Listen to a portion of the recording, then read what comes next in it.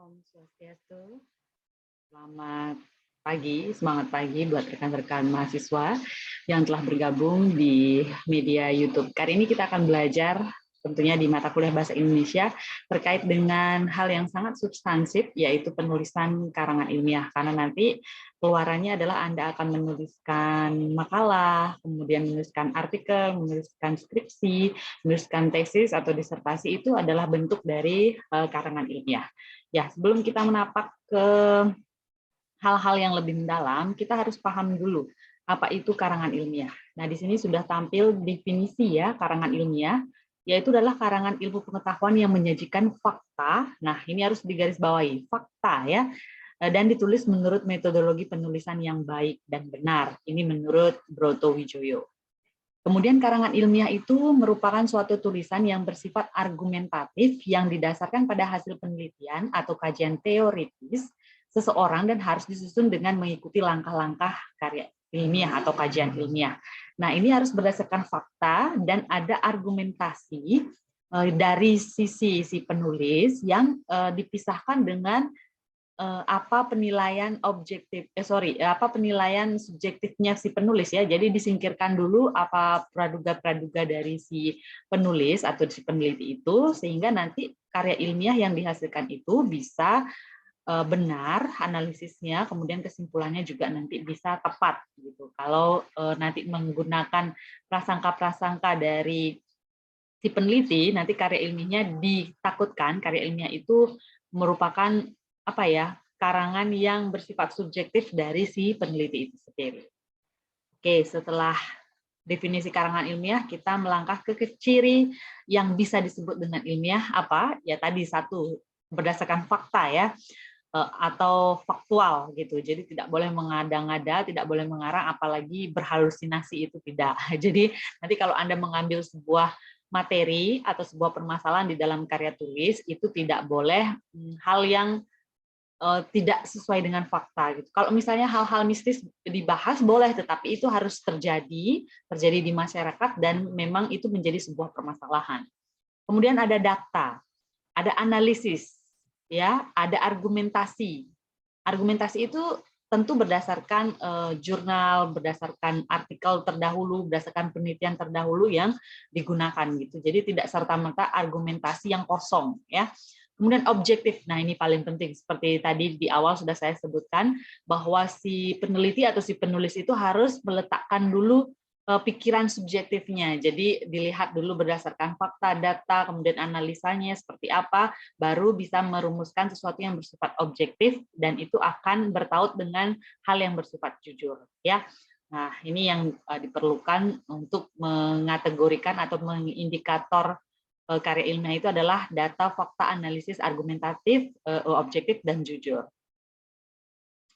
Nah, karangan ilmiah itu harus ada patokan atau indikator yang bisa disebut sebagai karangan ilmiah, yaitu yang pertama, didasarkan pada argumentasi, ya. Kemudian didasarkan atas hasil penelitian atau kajian teoritis seseorang. Nah, di sini bukan teoritis ya, yang baku itu adalah teoritis. Oke, jadi penelitian itu memang semuanya harus berbasis dengan metode gitu ya. Ada yang mungkin terjun ke lapangan, ada yang ada yang karya ilmiahnya atau artikel ilmiahnya itu berdasarkan studi pustaka, itu mengumpulkan dokumen-dokumen, mengumpulkan teori-teori, jadi membahas sesuatu di meja kerja atau dalam buku kerja gitu, tidak turun ke lapangan. Nah, itu boleh ya, ada dua jenis penelitian secara umum yang mungkin bisa Anda lakukan atau bisa Anda pilih berdasarkan permasalahan yang nantinya Anda temukan. Seperti itu. Kemudian disusun dengan mengikuti langkah-langkah ilmiah. Nah, prinsip ilmiah tadi dibedakan dengan ciri karangan ilmiah ya. Yang pertama itu observasi. Jadi Anda harus mengobservasi permasalahan. Ini digunakan untuk mencari kedalaman permasalahan yang ingin Anda gunakan sebagai landasan dalam sebuah karya ilmiah. Jadi Anda harus observasi. Tidak boleh kalau ada satu kasus yang muncul itu langsung Anda jadikan sebuah permasalahan. Itu tidak nilai keilmiahannya itu dangkal ya. Jadi harus mengumpulkan beberapa fakta-fakta, beberapa kasus-kasus, nanti itu akan dibedah, oh dalam tidak observasi saya atau sudah meranah pada hal-hal yang lebih luas atau tidak gitu, atau permasalahan itu hanya disampaikan atau dirasakan oleh satu individu saja. Nah, itu akan memberikan dampak yang juga kecil kalau misalnya Anda menawarkan sebuah permasalahan yang hanya ditemukan oleh satu individu. Nah, dampaknya itu kan juga sedikit gitu. Jadi berikanlah sebuah tulisan dalam karya ilmiah itu yang berdampak besar bagi orang lain atau masyarakat di sekitar Anda. Kemudian harus eksperimen ya. Tadi tidak harus terjun ke lapangan. Eksperimen itu bisa di atas buku kerja gitu, bisa studi pustaka, bisa juga Anda membandingkan penelitian-penelitian terdahulu dengan kajian-kajian teori atau membandingkan teori yang satu dengan teori yang lain, itu boleh ya. Kemudian ada kajian pustaka atau kajian teoritis. Jadi harus berdasarkan referensi gitu. Apalagi untuk Anda mahasiswa S1, karena Anda belum memiliki gelar atau belum diakui gelar secara akademisnya ya. Jadi wajib untuk mengutip atau menyisipkan teori-teori, jurnal-jurnal, artikel-artikel yang sudah memang banyak dibahas sesuai dengan permasalahan yang Anda angkat nanti. Nah, ini jenis karya ilmiah yang bisa Anda pilih ya. Ada laporan ilmiah yang terdiri atas ya, yang baku itu terdiri atas karena itu merupakan pasangan kata. Jadi bukan terdiri dari, yang baku itulah terdiri atas. Laporan ilmiah itu terdiri atas karya tulis, skripsi, tesis, disertasi, hasil penelitian, kemudian ada makalah atau kertas kerja dan artikel ya. Jadi di sini kayaknya Anda kalau mahasiswa S1 itu karya tulis ya bisa berupa skripsi atau kita sering sudah kita presentasi itu membuat makalah ya, makalahnya juga banyak saya coret-coret karena tidak sesuai dengan tupoksi kebahasaannya ya. Ada artikel juga, nanti juga Anda bisa membuat ini. Apa sih perbedaannya Bu ya? Kalau misalnya skripsi itu ini ya kedalamannya itu memang ada bab 1, bab 2, bab 3, bab 4 dan lain sebagainya yang memang dalam untuk penulisan. Dari segi sistematika itu menuruti sistematika yang dimiliki oleh masing-masing universitas. Kemudian kalau artikel itu bisa dikatakan bahwa artikel itu kalau misalnya kita merujuk kepada skripsi, itu ringkasannya skripsi gitu ya artikel. Nah, jadi ini yang nanti Anda buat ya untuk menuntaskan kuliah Anda, jadi nanti skripsi yang utuh dan nanti disarikan menjadi artikel yang akan dipublish atau dipublikasikan ke jurnal. Nah, isi karangan ilmiah ini sebenarnya banyak sekali versinya, bergantung pada universitas atau bergantung pada prodi, bergantung pada jurusan, ini beda-beda ya, karena ada sistematika yang sudah disepakati. Tetapi secara umum pasti di setiap instansi, di setiap jurusan itu ada hal-hal yang saya tampilkan di layar monitor Anda ya. Ada pendahuluan, ada landasan teori, ada analisis, penutup, kemudian daftar pustaka. Ini penting juga ya. Kemudian di versi kedua ada pendahuluan, metodologi, temuan, analisis, simpulan, daftar pustaka. Tapi kalau misalnya di universitas itu biasanya terdiri atas pendahuluan itu bab 1, pendahuluan latar belakang, rumusan masalah, tujuan, manfaat, begitu ya, kemudian kerangka berpikir itu ada macam-macam. Jadi disesuaikan dengan jurusan, dengan prodi, dengan universitas yang memiliki sistematika karangan ilmiah tersendiri. Kalau saya dulu jadi mahasiswa, dulu semester 2 kalau tidak salah itu saya langsung ke perpustakaan ya, mencari referensi-referensi karena ingin sekali tamat cepat gitu ya, cepat-cepat tamat gitu. Jadi saya main ke perpustakaan, saya melihat sistematika penulisan skripsi, sistematika bagaimana cara mencari masalah gitu ya, cari masalah dalam arti yang positif gitu ya, cari masalah untuk karya ilmiah, bukan cari masalah yang lain-lain gitu.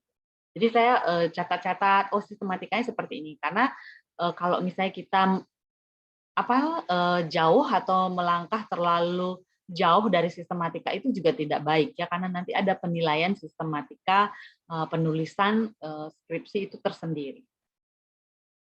Nah, jurnal, kita berbicara mengenai jurnal, kalau nanti Anda sudah membuat skripsi bisa disarikan menjadi artikel atau rekan-rekan yang mungkin punya kakak dosen atau siapapun gitu yang menulis artikel nanti itu disesuaikan dengan, kalau tadi kan skripsi disesuaikan dengan gaya universitasnya masing-masing atau punya sistematika tersendiri. Tapi kalau jurnal itu punya gaya selingkung namanya. Nah, ada template gitu kalau misalnya dalam istilah asingnya ya, template. Jadi gaya selingkungnya itu beda-beda setiap jurnal ya. Misalnya saya sering menulis di Sirok Basta itu berbeda, tapi secara umum ada pendahuluan, pembahasan, penutup pasti itu daftar pustaka ya. Itu pasti, tetapi kan dari segi poin-poinnya misalnya latar belakang terdiri atas apa saja, nah itu punya masing-masing kekhasan, masing-masing gaya selingkung namanya atau template seperti itu. Abstrak, pendahuluan, teori, metodologi, temuan atau analisis, simpulan, dan daftar pustaka. Secara umum ini. Tetapi kalau misalnya kita mau merujuk ke jurnal-jurnal yang lain, itu pasti punya gaya masing-masing. Nah, kita berkaitan dengan bahasa ilmiah ini. Pasti bahasanya adalah bahasa yang baku, bahasa yang formal gitu ya. Nah, di sini terkait dengan penggunaan bahasa yang baik dan benar. Ini harus benar-benar dicamkan oleh si penulis itu sendiri bahwa karya ilmiah itu tidak memandang ragam informal gitu. Jadi harus semua kata, ejaan, penulisan kalimatnya itu harus baku karena ini merupakan ragam resmi dalam penulisan karya ilmiah. Apapun jenis karya ilmiahnya harus menggunakan ragam bahasa Indonesia baku. Kecuali nanti mungkin ada kutipan-kutipan, misalnya mengambil novel, mengambil dialog, nah itu boleh disesuaikan dengan teks atau konteks aslinya. Seperti itu. Nah, ciri bahasa ilmiah, bahasa yang digunakan itu tidak terikat oleh ruang dan waktu ya. Nah, bahasa yang digunakan harus menggunakan bahasa baku atau standar. Jadi, yang perlu Anda siapkan itu adalah PUBI, Pedoman Umum Ejaan Bahasa Indonesia, KBBI tentunya daring atau yang hard copy seperti yang ada di belakang saya ini, saya punya beberapa kamus gitu ya. Boleh, dan juga aplikasi yang terbaru yaitu yang diluncurkan oleh Kemendikbud ya, Kementerian Pendidikan dan Kebudayaan, itu ada SIPEBI. Jadi kalau Anda sudah menulis artikel, sudah menulis skripsi,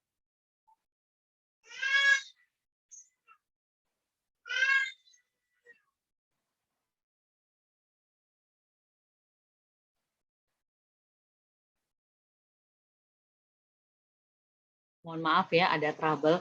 Jadi kalau Anda sudah menulis skripsi, jadi sudah menulis skripsi itu harus menggunakan SIPEBI itu, aplikasi termutakhir atau aplikasi terbaru yang diluncurkan oleh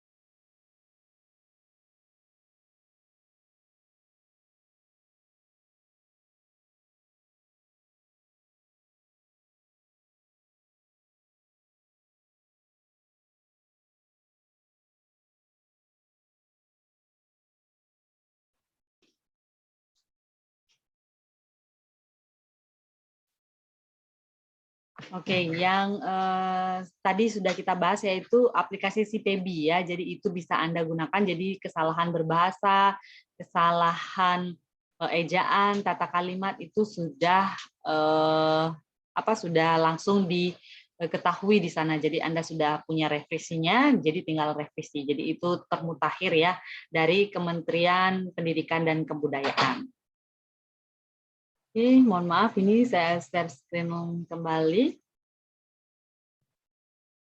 Ya, yang selanjutnya itu adalah bahasa yang digunakan harus efektif dan dituangkan dalam paragraf yang baik tentunya ya. Ini merupakan ciri bahasa ilmiah, yaitu kalimatnya harus semuanya efektif, ada sesuai dengan penulisan KBBI, PUBI gitu ya. Kata-katanya harus sesuai dan juga polanya ya, SPOK atau sebaliknya atau SP saja.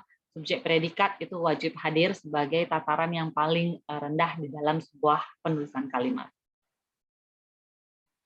Nah, kalimat efektif. Tentu Anda sudah menyimak ulasan saya mengenai kalimat efektif ya. Saya ulas kembali secara secara sederhana, kalimat efektif adalah kalimat yang mampu membuat isi atau maksud yang disampaikan oleh pembicara tergambar lengkap dalam pemikiran si pendengar gitu. Jadi tidak setengah-setengah. Nah, ini ya yang efektif ya. Apa yang ingin disampaikan oleh saya kepada mitra tutur saya itu harus nyampe gitu ya. Kalau misalnya tidak sampai dengan baik, dengan tepat 100%, itu artinya komunikasinya tidak efektif ya.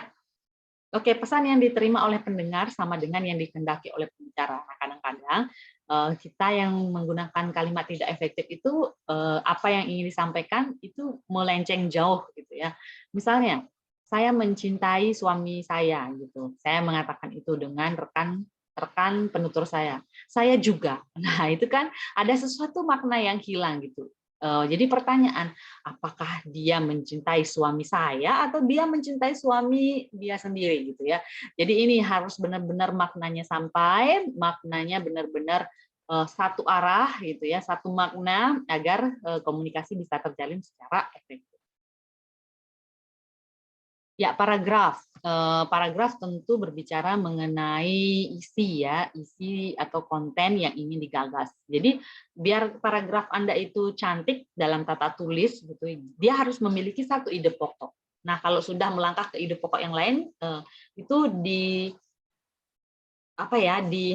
dibuat gitu untuk paragraf selanjutnya. Jadi jangan campur adukan satu paragraf itu memuat dua ide pokok, itu tidak akan bagus secara tata tulis dan juga tidak bagus untuk kaidah kebahasaan dalam tulisan Anda. Ya, jadi gagasannya apa misalnya ingin mengangkat terkait isu kekerasan seksual dalam pada perempuan misalnya, yang kasus yang terbaru ya, yang viral di Facebook, viral di dunia maya itu ya, kasus Novia gitu. Misalnya Anda ingin membahas semacam itu. Jadi ada gagasan-gagasan, misalnya gagasan yang pertama ingin Anda sampaikan adalah mengapa kasus kekerasan seksual itu terjadi gitu ya. Apa penyebab-penyebabnya? Kenapa perempuan justru menjadi korbannya, atau bagaimana sanksi sosial atau bagaimana sanksi hukum pada pelaku-pelaku kekerasan seksual agar tidak terjadi. Nah, itu bisa disampaikan secara gamblang dalam beberapa gagasan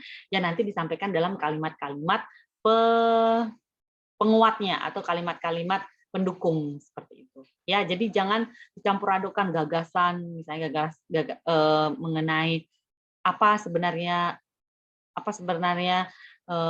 apa ya istilahnya, kalau misalnya kita membahas tentang kekerasan seksual pada perempuan gitu, apa yang menjadi penyebab, apa yang menjadi akibat, itu jangan dicampur adukan dalam satu paragraf. Jadi harus benar-benar dituliskan paragrafnya ingin menyampaikan tentang apa. Jadi itu saja kalimatnya. Jadi jangan dicampur aduk. Nah, itu akan membuat tulisan Anda benar-benar ilmiah atau efektif untuk disampaikan. Nah, penulisan judul, ya ini berdasarkan riset harus judul tersebut ya harus memuat, kalau dalam karya ilmiah itu sebenarnya harus memuat subjek dan objek penelitian gitu. Tapi itu juga harus menarik pembaca ya, misalnya tadi kasus-kasus kekerasan seksual pada perempuan gitu. Jadi buat judul karya ilmiah itu yang menarik. Kasus kekerasan seksual di dunia maya misalnya, itu kan menarik dan juga aktual gitu. Jadi ada objeknya tadi apa? Kekerasan seksual pada perempuan. Subjeknya apa? Di mana di media sosial atau di kampus misalnya, seperti itu. Jadi harus benar-benar ada gambaran subjek dan objek dalam penelitian tersebut. Harus singkat dan jelas ya, karena di dalam karya ilmiah itu kurang lebih 12 sampai 14 kata. Jadi judul yang baik itu 12 sampai 14 kata. Jadi kalau misalnya lebih dari itu tidak baik. Kata ya yang saya maksud. Jadi kata itu dibedakan dengan konjungsi, dengan penghubung gitu ya. Yang mana termasuk kata? Ya misalnya tadi kasus kekerasan seksual itu termasuk kata ya, kata per kata. Kasus itu kata, kekerasan itu kata, seksual itu kata. Yang tidak termasuk kata itu adalah dan, tetapi, melalui, di, itu bukan ya. Itu termasuk ke dalam penulisan konjungsi atau penulisan kata depan seperti itu, tidak ditulis, tidak dikategorikan sebagai kata. Oke, harus menggambarkan keseluruhan isi, benar ini ya tadi subjek dan objek. Jadi harus benar-benar benar-benar itu misalnya Anda mengambil mengambil subjeknya itu di media sosial yang seperti apa, misalnya Facebook, Twitter, Instagram. Tetapi untuk meminimalisir yang harus singkat dan jelas itu cukup disampaikan media sosial. Tetapi nanti Anda sampaikan di mana saja diambil media sosial Facebook, Twitter, atau Instagram, atau semuanya. Nah ini kalau dalam bahasa Inggris itu dalam bahasa Inggris tidak boleh dari 8 ya, tidak boleh lebih dari 8. Kalau dari bahasa Indonesia 12 sampai 14. Hindari kata-kata basi ya, pengaruh, telaah, studi seperti itu. Ya Anda buatlah judul-judul yang mutakhir, judul karya ilmiah yang mutakhir. Abstrak ya, ini bukan bukan lukisan, tetapi abstrak memang ada abstrak dalam bahasa Indonesia dan abstrak dalam bahasa Inggris. Nah ini juga penting karena kalau saya sendiri, kalau saya melihat sebuah tulisan karya ilmiah itu bisa tercermin dari abstrak. Abstrak itu mencerminkan seluruh isi karangan Anda. Jadi buatlah abstrak yang menarik, yang merangkum seluruh isi walaupun dengan singkat 250 kata paling maksimal itu bisa tergambar apa yang ingin Anda sampaikan di karya ilmiah Anda. Ya, abstrak itu merupakan ringkasan keseluruhan penelitian yang berisi latar belakang, tujuan, metode, hasil, dan simpulan yang disajikan secara singkat dan jelas. Yang seperti saya katakan tadi, itu hanya berkisar 100 sampai 250 kata. Ingat ya. Oke, abstrak lazimnya diwujudkan dalam satu paragraf. Ya, satu paragraf dan ditulis menjorok ke selayaknya penulisan paragraf awal gitu ya. Kemudian abstrak diakhiri dengan kata kunci yang mengandung konsep pokok yang dibahas dalam artikel, antara 3 sampai 6 kata kunci ya.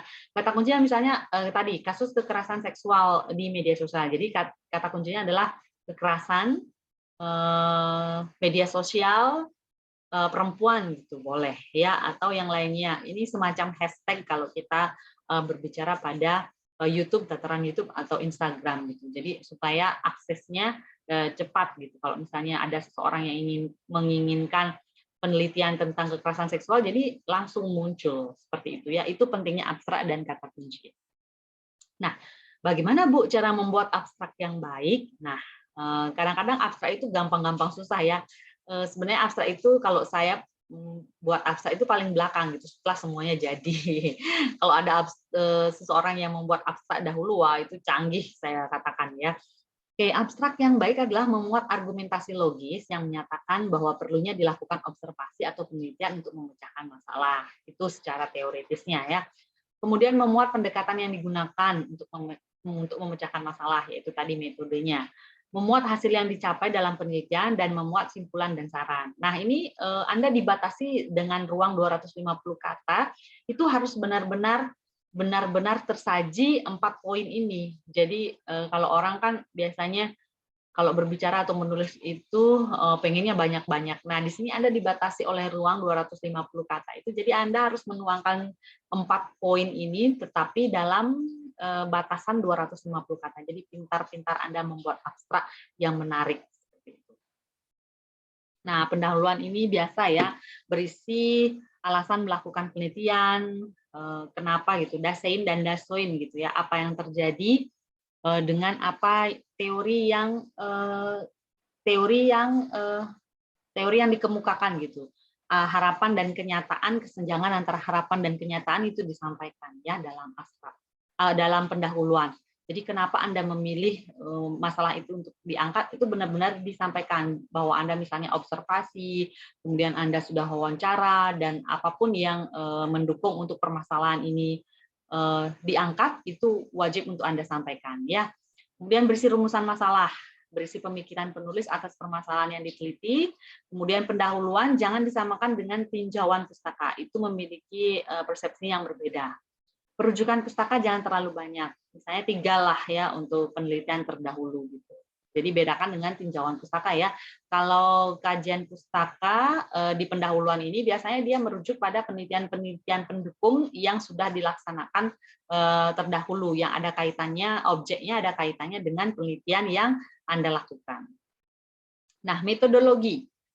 Metode itu teori yang digunakan untuk menganalisis data. Ini semacam pisau bedah untuk Anda mengupas permasalahan. Jadi metodologi ini sangat menentukan untuk Anda sampai pada simpulan dan akhir dari penelitian Anda. Metode harus menjelaskan secara terperinci cara menganalisis data. Ini banyak sekali metodologi ya, nanti kita akan jelaskan. Kemudian teknik harus menjelaskan cara mengambil sampel atau cara mengambil populasi gitu ya, secara terperinci. Misalnya Anda inginkan mengambil itu di kelas gitu ya. Kelas apa? Anda harus tahu. Misalnya kelas pembanding, kelas A dan kelas B. Jadi Anda harus sampaikan bahwa kelas ini berapa orangnya, kemudian berapa yang mengikuti, keadaannya seperti apa, dan bagaimana itu harus disampaikan secara jelas, detail. Kemudian kesahihan hasil yang diperoleh ditentukan oleh metode dan teknik yang digunakan. Jadi banyak orang yang keliru mengambil kesimpulan karena salah menempatkan metodologi, salah menggunakan metodologi. Jadi metodologi ini merupakan pisau bedah ya, nanti kalau misalnya ini ada orang-orang yang benar-benar alergi terhadap metodologi ya, artinya langsung melihat metodologi langsung menyalahkan gitu Pak. Oh ini nggak boleh, misalnya penelitiannya kualitatif, metodologi yang digunakan kuantitatif, nah itu kan melenceng. Nah ini metode, ya ada kualitatif, ada kuantitatif. Kualitatif ini sudah sering ya, ini merupakan favorit saya, metode yang saya gunakan gitu ya. Ada deskriptif kualitatif, inferensial, struktural, kontrastif, komparatif, representatif sosial, dan eklektik. Oke. Ya nanti Anda bisa searching apa yang dimaksud dengan ini ya, tapi yang paling sering itu deskriptif ya. Kemudian kuantitatif banyak ya, ada observasi, eksperimen, survei, korelasi, UJT, dan banyak lagi pembaharuan tentang metode kuantitatif ini. Silakan Anda cari, mungkin nanti Anda akan bergerak banyak di kualitatif, deskriptif kualitatif ya. Nah, teknik itu beda dengan metode ya. Teknik itu mencari data. Nah, misalnya tadi kasus kekerasan seksual di media sosial pada perempuan misalnya gitu ya. Jadi kan itu metodenya digunakan adalah metode penelitian deskriptif kualitatif ya. Jadi teknik yang Anda gunakan adalah teknik apa? Misalnya teknik rekam ya. Teknik rekam itu bisa Anda gunakan misalnya kasus-kasus yang muncul di televisi misalnya dibahas seperti kasus Novia tadi, Novia yang saya sebutkan ya. Kemudian kuesioner untuk orang-orang yang pernah menyaksikan kekerasan seksual di media sosial atau pernah menjadi korbannya mungkin. Wawancara, angket. Nah, ini banyak ya, jadi Anda tinggal pilih. Boleh nggak semuanya? Ya kalau semuanya Anda payah gitu ya. Nanti takutnya itu tidak akan menjawab secara maksimal. Tapi pilih yang memang benar-benar dibutuhkan gitu. Biasanya ini kuesioner itu selalu muncul dalam deskriptif kualitatif, kemudian wawancara. Kuesioner ini pun ada yang terbuka dan tertutup gitu ya. Kalau saya misalnya saya lebih senang memilih kuesioner yang terbuka, artinya itu akan menggali lebih dalam, lebih detail opini-opini atau kasus-kasus yang memang dibutuhkan penjelasan secara lebih mendalam. Hasil dan pembahasan. Nah, ini ya. Jadi jangan lagi berteori di sini di hasil dan pembahasan ini. Ungkapkan hasil secara jelas berdasarkan teknik yang sudah Anda sampaikan untuk membedah dan metode yang Anda gunakan untuk membedah ya. Sajikan data sederhana. Misalnya kalau kuantitatif itu Anda bisa bagan, bisa diagram itu disampaikan, kemudian baru tabel bisa ya, nanti baru dikupas, dinarasikan. Karena kalau tabel aja Anda sajikan itu tabel nggak bisa bicara gitu ya. Mau gimana ini? Jadi harus dinarasikan ya. Kemudian sajikan hasil utama penelitian, kemudian diikuti data pendukung atau sebaliknya sajikan data pendukung dan disimpulkan atau diberikan penjelasan itu boleh ya. Jadi bergantung. Kalau saya itu lebih senang sajikan dulu datanya, baru nanti dianalisa, dibedah gitu. Kalau saya itu lebih senang ya. Jadi jangan lagi berteori di sini, langsung gunakan metode logi dan teknik yang sudah Anda sampaikan, misalnya tadi kasus kekerasan seksual di media sosial gitu ya. Wawancaranya misalnya misalnya wawancaranya lewat Facebook, beberapa orang yang pernah diklaim mengalami ini gitu ya. Jadi menurut wawancara bersama si A begini, datanya pada 24 November misalnya gitu. Jadi langsung disampaikan analisisnya dan juga datanya, tidak lagi berteori di sini. Kemudian munculkan hasil pembahasan itu dengan kalimat yang lugas, ya, tidak ada kalimat yang mengandung opini subjektif seperti itu. Kemudian pembahasan diarahkan ke hipotesis, menerima atau menolak, gitu, dan jelaskan mengapa menerima atau menolak. Kalau ini merupakan penelitian yang memerlukan jawaban atas penelitian tersebut. Kemudian pengutipan dalam pembahasan jangan terlalu panjang, sebaiknya disajikan dengan bahasa sendiri. Ya, kalau novel misalnya mengutip gaya bahasa personifikasi dalam novel, biasanya kan ini harus mengutip ya. Mengutip itu pun jangan semua novelnya dikutip, semua paragrafnya dikutip, tapi yang kalimat yang mengandung personifikasi saja yang dikutip. Kalau misalnya semua itu Anda ketik gitu ya, itu kan menjadi tebal karya tulis Anda. Jadi salinan novel jadi ya, bukan karya tulis ya. Jadi yang mengandung majas personifikasi saja yang disampaikan, kemudian baru dianalisis. Itu teknik pengutipannya nanti kita akan bahas ya, bagaimana mengutip panjang dan mengutip pendek itu ada rumusnya, ada tekniknya. Nah, disimpulan itu harus merupakan jawaban atas hipotesis yang diajukan ya jika penelitian kuantitatif. Harus menjawab tujuan penelitian ya, misalnya mendeskripsikan bagaimana kekerasan seksual yang dihadapi oleh perempuan, kemudian harus berdasarkan fakta dalam penelitian, harus mengungkapkan implikasi penelitian untuk memperjelas manfaat yang dihasilkan oleh penelitian. Nah, setiap penelitian ilmiah itu harus bermanfaat atau berdampak pada masyarakat sekitarnya, seperti itu ya Nak ya, rekan-rekan mahasiswa. Jadi harus disampaikan gitu manfaatnya. Oke. Baik rekan-rekan mahasiswa, itu saja yang dapat saya sampaikan terkait karya ilmiah. Ini ada versi keduanya, nanti saya akan lanjutkan untuk presentasi ini. Jadi untuk rekan-rekan mahasiswa saat ini bisa mengakses video pembelajaran terkait karya ilmiah, karya penulisan karya ilmiah dan bahasa ilmiah, itu baru sampai simpulan saya jelaskan ya.